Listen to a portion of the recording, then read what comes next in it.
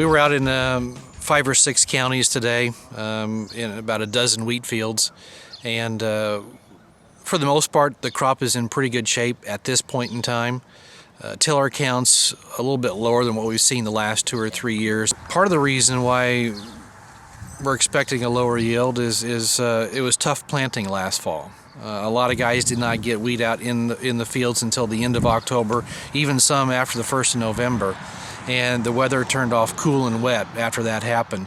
So tiller counts last year, what actually came out of the ground, was a little bit disappointing last fall, and it was hard to make those tiller counts up this spring.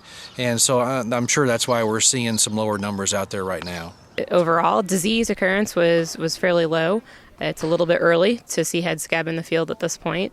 And the stand counts or the head counts were just average. They certainly weren't as high as last year, not extremely low, but just a good average, middle of the road head counts. And as far as the yield result that they came up with here tonight, I believe they came up with around 60 bushels per acre as an average across the state. What do you think of that? I'd say that's a pretty good representation of what we saw today. I think they explained to us that it might be a little bit lower than what we've seen in previous years.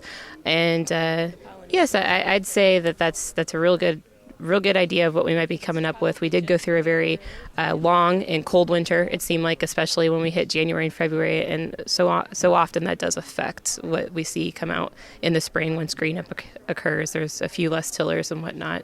So I would agree with the 60 bushels per acre.